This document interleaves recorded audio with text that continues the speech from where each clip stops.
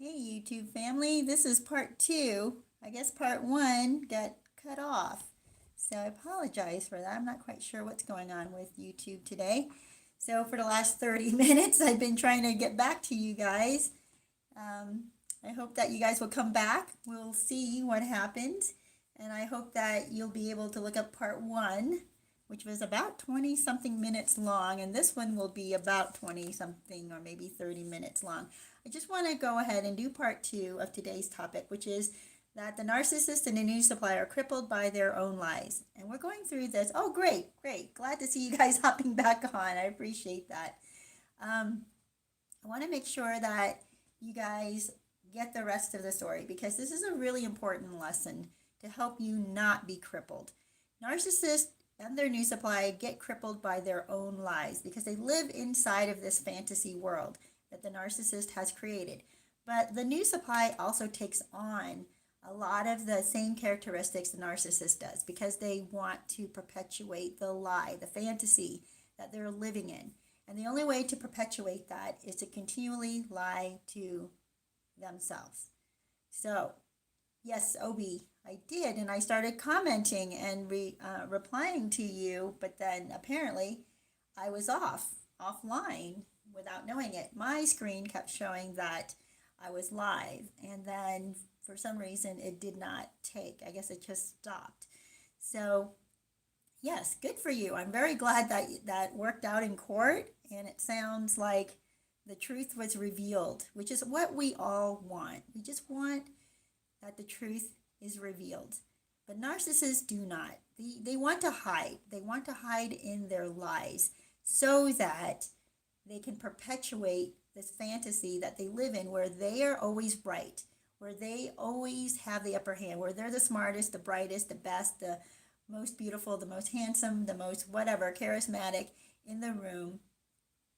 They want to perpetuate this lie that they keep telling themselves because they need to feel good about themselves. So if you should happen to disagree with them or should you question their perspective on something, you might become their new target, or at least one of their new targets, right? They often have many targets because they don't like it when people disagree with them. They don't like it when someone doesn't just automatically take their word for what happened, their subjective perspective, and they, anyway, they will turn on you. And now, when you become their target, they'll start to gossip about you. They'll start to hold a grudge against you. They'll start building up some narrative in their head about what a horrible person you are, and supply themselves with proof. It's not real proof, of course, it's their perspective and built up narrative about who you are. So they're going to start saying, oh, yeah, it's because of the tone you used or the words you used or the way you looked at them when you said it, when there was none of that meaning, like none of that was there. But they get to twist whatever meaning they want out of your interaction with them. And it's not until it's too late that we recognize we were dealing with a narcissist. Because we want to believe that people are normal, right? We want to believe that who we're talking to, who we're dealing with is a normal person. Mm. Had to get some water there, you guys. So when you're talking to a person, you can't automatically know that they're a narcissist. But even normal people are crippled by their own lies. So normal people sometimes fall into this trap as well. And that's why I'm trying to tell you guys about this, so that you don't fall into that trap, so that you don't become a victim of your own lies, okay? You need to allow yourself to question, okay? Allow yourself to say, hey, did maybe I take that the wrong way? Did I misinterpret something? Maybe did I get offended too easily? Is it possible that my perspective was not quite accurate? And it's one thing to say, yeah, your feelings are valid and your how you felt at the time is valid. I get that. But did you really have to feel offended? Did you really have to feel disrespected or hurt in that way? Or did you just take it the wrong way? And here's the deal, if you can see that maybe you took it the wrong way, and maybe you could have just thought, you know what, even if they were trying to offend me, I didn't need to get offended. Like, even if they used a tone with me, I didn't have to accept that as an attack. I could just understand that that's their problem. They have a tone problem, right? They have a problem with communication. They have a problem with the way they speak. You don't have to be offended by that. Yeah, I was sharing with a friend recently how I was going through a drive-through, and the girl that was going over the intercom uh, had this really rude tone with me and my husband. And so it's just short, and it sounded kind of just blunt, right? Like, what do you want? Is that all? Something like that. And I thought, man, I could get offended by that. Like, what the heck is up with her tone? We just came in, going through the drive-through wanting to order a burger. Why does she have to use this tone with us?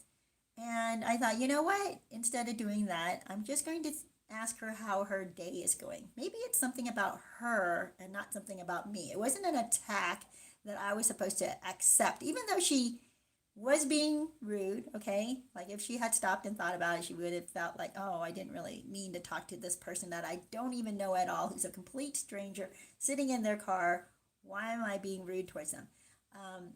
Yeah, even though she was expressing her frustration at us, doesn't mean we have to accept it. Doesn't mean we have to take it on and then be hurt by it and be offended by it and feel disrespected by it. It could be that from her perspective, something else was going on and she didn't realize the tone she was using with us. So anyway, we get through the drive-through and we get to see her, and I ask her how's she doing? How is her day going? And apparently she's pretty stressed out and she's tired and they're understaffed, and I guess some other things went wrong that day. And then she started speaking to us in this nicer tone, like, oh, somebody cares about her. Now she feels like she can be herself. Sometimes when we get offended, it has nothing to do with us. It has everything to do with the other person and what they're going through. It's not even, even if they're pointing some offense towards you, right? Even if they're trying, they are taking it out on you, their frustration. Doesn't mean you have to take it. You can just be like, hey, is everything okay? You sound kind of upset. So that's what I want you guys to be able to do. Don't be crippled by your own lies. Like the narcissist is crippled by their own lies, how the narcissist cripples the new supply as well, because they insist that the new supply live out those lies, right? They insist that the new supply take their side always and be offended with them and hold grudges against whoever the narcissist feels has offended them. We don't have to do that. We don't even have to do it in our own lives, right? So that's what I want to share with you guys. There are a couple other things, but I want to respond to you, Obi. She knows hold on, let me go back a bit. Yeah, okay, so for those who did not catch it, and if you want to go back to the other live stream, I'll keep it up, part one. Obi went to court with a narcissist, and the judge, I guess he said had laid into her or something like that and exposed her, and told Obi how to get his money back, or yeah, something. So good news. That was very good news for Obi. He says she knows she's brainwashed and asked if she can tell you how she feels about her father. And the judge said no. She doesn't belong in court. She belongs in school. I'm sorry, who are you talking about? The narcissist knows that she's brainwashed. Oh, are you talking about a child that the narcissist has? Facts over feelings, my motto. Yeah. Yeah, exactly. Because our feelings can mislead us, you guys. So here's the deal. I want to share with you that the delusion and interpretation and perspective, these things are moving all the time. You need to stick with facts. And not only that, you need to have thicker skin about taking offense. And that will help you so much in your life because that's what will prevent the grudges from landing, right? From growing inside of you. I see people who have grudges and won't talk to their family members for months or sometimes years because they're holding on to a grudge. Not only are they holding on to this grudge, they're going to embellish the interaction that they had that caused the division, right? That caused the offense. They're going to embellish it. Suddenly, now there's going to be a tone that was used, or maybe a look that was given, or maybe a disregarding or flippant attitude, right? They're going to embellish the incident to support their grudge. And once they do that, they're going to gossip about it. They're going to perpetuate this delusion, this fake world, this fake story that's now grown into a complete fictional story. But now they're so far into it that they have to keep it going because other people know about this, right? Other people now know about it. And now they have to keep it going so that they don't look like the liar that they are or the embellisher that they are, right? So when the narcissist does that, and even normal people do this, you guys, because they're insecure, right? Narcissists are insecure, but so are normal people at times. When we become insecure, we start to need to embellish things or lie to ourselves in order to feel better. Don't do that. If there are times when you start to feel like you're so angry and you want to hold on to this grudge, you have to tell yourself that it's not worth it. It's just not worth it. Because the people who hold on to grudges are the most miserable people I know. They won't let go. And they kind of can move on a little bit with their life into some other areas, but they continue to hold this grudge, which grows like a cancer in their life. And then when they are reminded by the person they have a grudge against, they go back into this pit. So it looks like they're doing okay until they're reminded of this person that they have a grudge against. You want to have your life where when things happen or you see something that reminds you of a person that maybe did offend you, maybe you did feel bad, in an incident with them. But when you see something that reminds you of them, you don't feel anything. You're just like, oh, yeah, I don't know why they popped in. Oh, yeah, they popped into my mind because, pink flowers remind me of them, or oranges remind me of them because they had to have an orange, or they loved orange juice every day. Whatever it is that reminds you of the person that you had an incident with. You want it to be like, oh, yeah, that reminds me. They liked oranges. And then that's it. Like, there's no grudge, no hard feelings. You just move on. And you truly do move on. You don't cripple yourself with this grudge, with this offense, with this lie, and you don't gossip about them, right? Because gossip keeps a grudge going. Gossip keeps the grudge going. So you don't want to gossip about it. You want to just let it be. If you are still struggling with what happened between you and that person, you can get advice, you can get counseling, you can get friends to give you some input to how to get through it without revealing who the person is. All right? And that's what keeps it from being gossip. You don't continue to perpetuate the problem because you don't reveal who the person is. Because one day you will get to that point where you're going to not be affected mentally or psychologically, emotionally by the idea of that person even. You'll just go, oh, well, that reminds me of that person because they liked pink flowers or whatever it was, had pink flowers in their home. And you're like, okay, and that's it.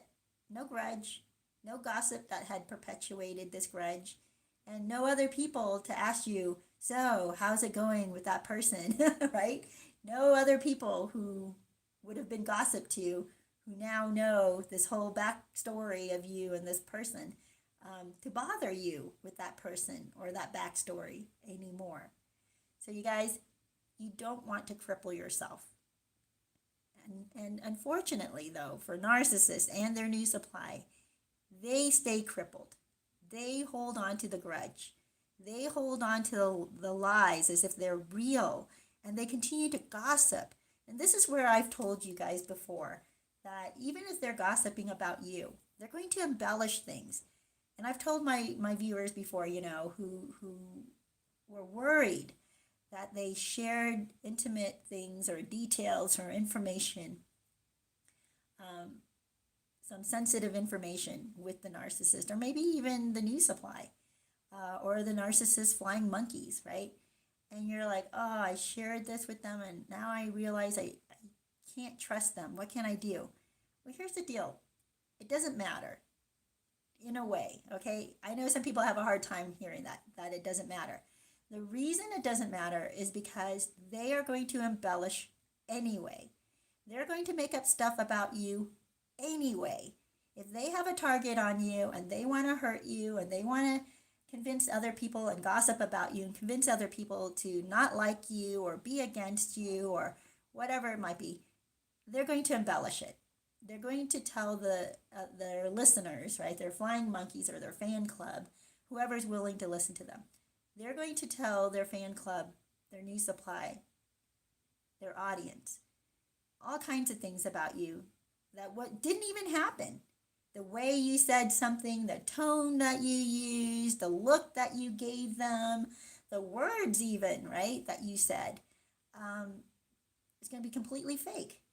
And there's nothing you can do about it, right? So here's the deal. So even if you didn't tell them this intimate information or sensitive stuff, they're going to make up stuff about you anyway, just to gossip about you. So nothing you can do about it. Another thing I have shared with people is that what other people say about you is none of your business. What other people say about you is none of your business. And the reason for that is because you will drive yourself crazy running around trying to stop people from lying about you, okay? Especially when you have had a narcissist in your life. There's no doubt this narcissist is talking about you because narcissists love to gossip. They love to spread negative stories about people because to them, that's amusing, right? It's entertaining even to them. It gets their adrenaline going, I guess, right? It's exciting to them. But for us, there's nothing we can do about it. If we felt like, oh my gosh, the narcissist is going to be at a family function. Oh, the narcissist is getting together with a mutual friend of ours. Oh my gosh, the narcissist is dating someone I used to know, or I currently know. You're going to drive yourself crazy thinking of all the times that you're going to have to follow this narcissist around to make sure they're not spreading lies about you. And that is just not effective, but also not reasonable. You can't do that, right? It's not logical that you can follow the narcissist around for the rest of their life and every interaction they have to make sure they're not talking about you. What you have to do is recognize, and I don't want you to assume that they're talking about you, but I want you to assume that even if they are talking about you, it just doesn't matter. It just doesn't matter. Those who are not going to like you because they're swayed by the narcissist and never even talked to you, never even got to know you, you don't need them as friends anyway. Because what kind of friends are those, right? You don't need that. You don't need their crazy drama in your life. You don't need the kind of people who love gossip in your life. So that's fine. Let it go, right?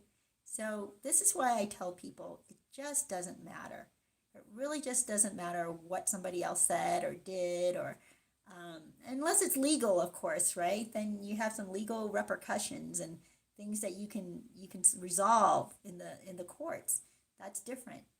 But when it's just social and you're trying to put out fires and gossip fires and lies and stuff like that, You can do some of that when it comes to you, right? If someone says something to you and brings it to your attention, okay, address it. Stand up for yourself. Absolutely stand up for yourself.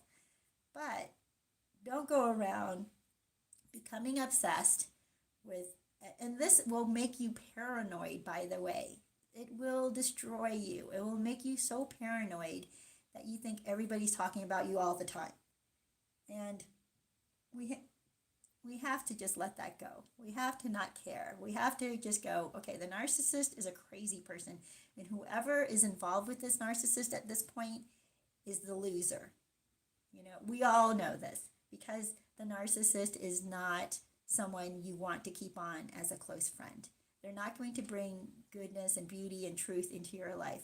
They're going to bring delusion and lies and grudges and gossip.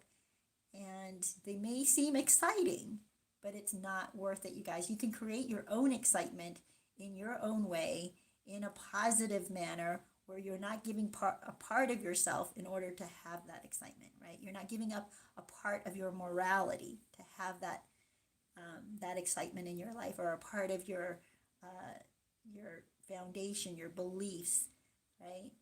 You don't have to lower your standards in order to have excitement in your life. You guys, so that is what I wanted to share with you. Be very careful about what lies you might be believing. Examine that. Humble yourself and ask yourself, is there a lie that I'm believing that's holding me back, that's keeping me imprisoned in a grudge, right? Is there a lie, or is there a misconception that I'm believing that makes me just loathe this other person, and for some reason I find myself talking about this other person often, right? So that means you're holding a grudge of some sort. You have to come to peace with that. You have to release it. You have to admit that, you know what, whatever issue I had with this person, maybe it was that person's issue. Maybe there's nothing I can do to have changed that. And maybe I didn't need to accept that offense or barb or comment or whatever it was that other person did or said or happened between you. Just say you reject it. Just say, I'm not carrying that around anymore. I'm releasing that. And these are words that you want to speak out loud, by the way. Not in a crowded room, but maybe at home by yourself. Just examine that situation and say, I'm going to release that. I don't want to carry that grudge around anymore. I don't care anymore. And maybe it's that person. You know how people say you have to forgive in order to let go? That is kind of part of the forgiveness process, is recognizing it's not, you don't need to carry it. You don't have to hold on to this burden, but also humble yourself to the point where you recognize, is there something different that I could do now? If there's not, then okay, you got to just release it. You just got to release it. Well, you guys, here's the last thing I want to share with you, but thank you so much for coming on. Good to see you guys all coming on. Lover of the Truth, good to see you. Oh, good. Lover of the Truth, you don't get the notifications. Maybe you need to hit the bell. Maybe that'll do it. Where you go to subscribe on the channel. Right next to my icon. All right, you guys. Last point I want to share with you is forgive yourself.